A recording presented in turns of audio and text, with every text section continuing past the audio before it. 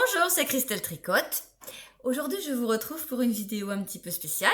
Comme j'ai pas encore l'habitude d'en faire beaucoup, je vais vous présenter aujourd'hui le châle, le Kidness Call.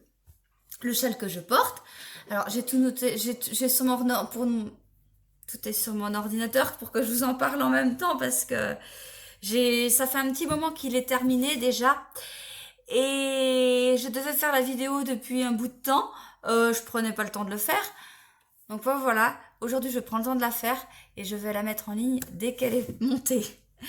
Alors, c'est un châle de le Kidness Call 2019. C'est un châle dont il devait avoir certainement un cale, vu le nom. En 2019, vu le nom. Je sais pas s'il était gratuit à l'époque. Justement, je ne sais même pas moi.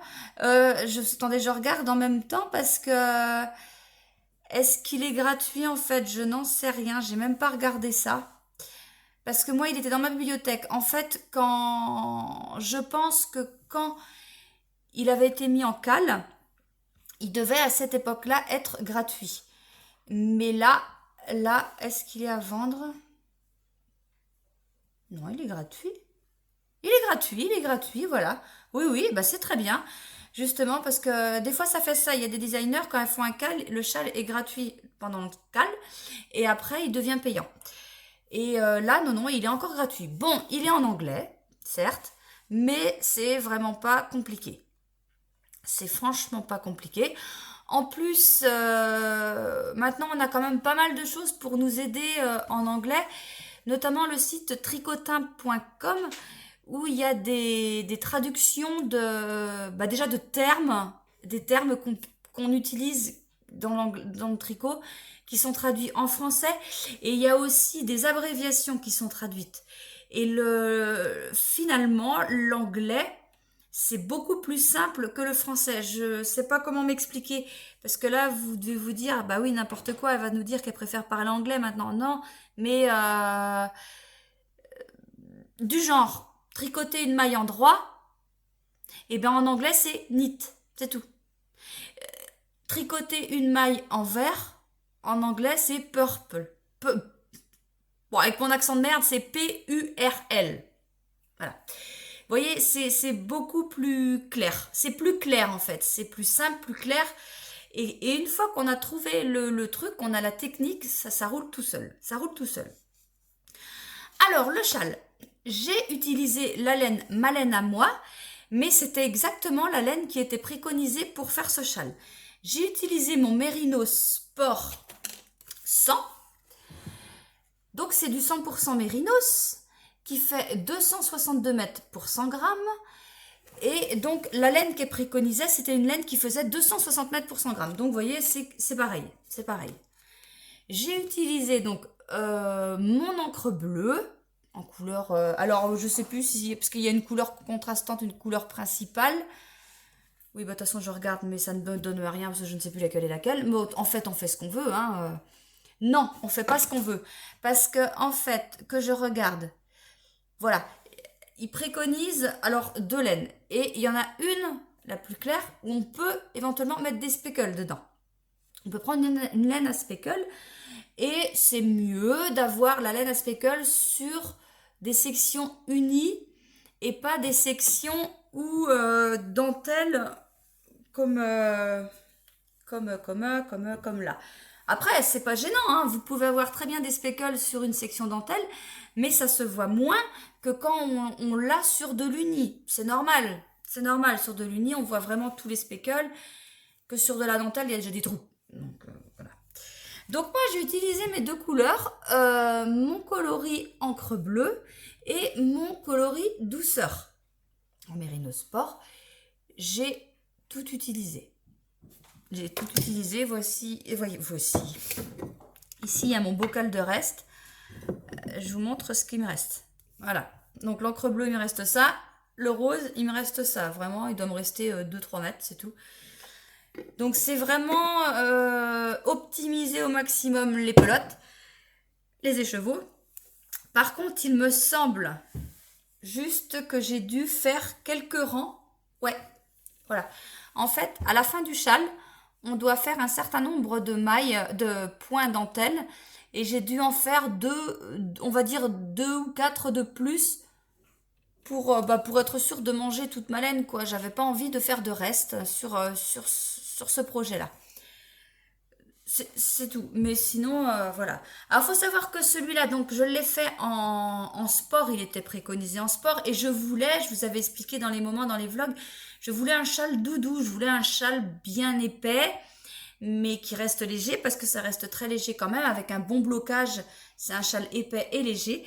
Je voulais un châle, voilà, qui est parfait pour la saison. Donc, si vous voulez le faire, faut pas vous y prendre trop tard, parce que, bah, si, encore au mois de mars, même des fois avril, on peut, mais après, on met plus, hein. Et on met des châles beaucoup plus fins. Et voilà, donc moi c'est fait, et c'est vrai que depuis que je l'ai, je ne mets plus que celui-là. Je ne mets plus que celui-là parce qu'il est tellement... Alors la forme, j'adore cette forme, c'est très pratique à porter un châle asymétrique comme ça. Et puis voilà, il est tout moelleux, vraiment moelleux, doux, vu que la laine est plus épaisse que du fingering, ça paraît quand même. Alors, comment on le tricote? On commence par une pointe, par la pointe, pas par une pointe, on commence par la pointe. On monte très peu de mailles au début, deux. Non, je dis n'importe quoi. C'est beau. Cinq. Cinq. On commence par monter 5 mailles et on tricote du point mousse. Alors, on voit mal, mais je crois, je me rappelle plus qu'il y avait des jetés là. Que je ne devais pas tricoter à l'envers au rang d'après parce qu'on voit des trous. Donc en fait, c'est simple, pour avoir la forme, on tricote un rang sur deux où on fait une augmentation d'un côté et un rang sur deux où on fait une diminution d'un côté pour avoir cette forme. Mais en plus de ça, on fait toujours une augmentation du même côté. En fait, bon, non, pour être plus clair, on fait deux augmentations d'un côté, une diminution de l'autre. Ce qui fait qu'on augmente d'un côté pour avoir l'augmentation du châle et on lui donne cette forme asymétrique en augmentant et on décale en fait. On fait un décalage. C'est pour ça qu'on fait augmentation d'un côté, diminution de l'autre. Donc on commence là, on fait des rangs points mousse. Donc j'ai bien suivi, hein. Là j'ai tout à fait suivi le patron, j'ai fait mes augmentations, j'ai fait mon nombre de rangs point mousse indiqué exactement. Après on a changé de couleur, on a fait pareil avec le rose, le douceur. Voilà, toujours pareil, c'est très simple, hein. Point mousse, augmentation d'un côté, diminution de l'autre. Arrivé là, on a fait des rayures. Voilà, donc toujours pareil, les rayures, toujours pareil. Après, on attaque la dentelle. Bon, la dentelle, elle est simple. C'est vraiment toujours la même. La dentelle, si je l'ai là... Voilà, bon, c'est facile. C'est deux mailles ensemble, un jeté, deux mailles ensemble, un jeté. Deux mailles ensemble, un jeté. Et les rangs d'après, il faut les tricoter en droit. Et après, donc voilà, c'est expliqué comment... Enfin, on décale juste pour avoir l'effet diagonal sur la dentelle. Mais tout est très bien expliqué. Donc là, après, on a fait une section dentelle. Après, on est reparti en point mousse, de couleur rose et de couleur bleue pour moi. J'ai toujours suivi le patron. Après, là, on est... Vous voyez, plus ça va, plus ça augmente. Hein. Plus ça va, plus les rangs sont grands. On était rendu à ma section de rayures.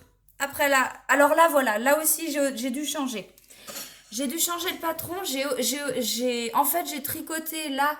J'ai tricoté tout le point mousse jusqu'à temps que j'avais plus de quoi refaire deux rangs aller-retour en mousse. C'est pour ça qu'il me reste un petit bout un peu plus important que le bleu, parce que je pouvais pas me permettre de refaire un rang aller, un rang retour avec ce qui me restait.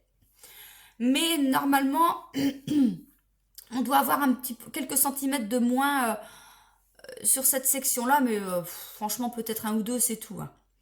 Voilà, et on finit par une section dentelle, la même qu'il y avait avant, et puis on finit par 4 rangs de points mousse et on rabat.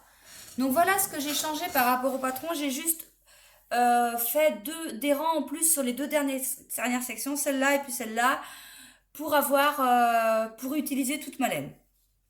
Donc voilà mon châle. Voilà mon châle que je devais enfin vous présenter, qui est fini depuis un moment, et puis en plus il est tout le temps sur moi, je le porte tout le temps. Il est très doudou, il est très bien. Voilà. Je l'ai tricoté en 5,5. C'est préconisé quoi ici? C'était préconisé 6. j'ai fait 5,5. Je sais pas. C'était du 19, l'échantillon 19 mailles pour 10 cm. Je vous avoue que je l'ai pas fait l'échantillon parce que pour un châle déjà quand on tricote un châle, qu'on a la bonne laine, qu'on a à une vache près les bonnes aiguilles, c'est pas grave si l'échantillon n'est pas c'est pas bien ce que je vous dis, hein, mais pour moi c'est pas grave. Un pull, non, faut faire l'échantillon, on est obligé de faire l'échantillon. Pour un pull, on n'a pas le choix, sinon on se retrouve avec un truc pas adapté. Mais un châle, c'est moins grave. Bon, alors évidemment, si ce châle-là, vous décidez de le faire en fingering, avec des aiguilles 3,5 ou 4, on va pas avoir le même échantillon, on va pas avoir la même taille de châle. Il va falloir avoir, si vous voulez avoir la même forme, le même truc, il va falloir plus de laine. Parce que vous allez vous retrouver forcément avec un truc beaucoup plus petit. Mais c'est pas grave, c'est pas grave. Voilà, ça tout dépend de ce qu'on veut, de ce qu'on recherche. Mais il faut savoir ça, c'est normal. Laine plus fine et aiguille plus fine, ça fait forcément un truc plus petit. Mais ce que je voulais, c'était un châle doudou, un truc bien moelleux. Et pas un gros truc triangle, vous voyez, où quand je l'ai, voilà. Non, non, celui-là en forme asymétrique, c'est l'idéal. Et puis j'aime bien en plus comment il tombe avec les pointes. Bon, il est mis un petit peu... Mais voilà, j'aime bien ces pointes-là. Et puis quand je sors, que je mets mon manteau, hop, je refais un tour. Comme ça me protège bien le cou. Et quand je suis à la maison, en général, il est comme ça. Mais c'est vrai que maintenant, je le garde tout le temps, même à la maison. Je l'ai tout le temps, il est super pratique. Voilà. Et c'est tout ce que j'ai à vous dire pour ce châle. Alors oui, j'ai pas dit de qui c'était parce que le nom, je vais encore raconter n'importe quoi. Mais tout est dans la barre de description en dessous. Le patron, vous le trouvez, qui l'a fait, et Mélène, si vous voulez, si ça vous intéresse. Voilà. Et j'espère que cette petite vidéo vous aura plu et vous aura envie de tricoter, qui vous aura donné envie de tricoter ce châle parce que franchement, il est simple, il est beau et il est chaud. Voilà, bon, et je vous dis à la prochaine. Allez, salut!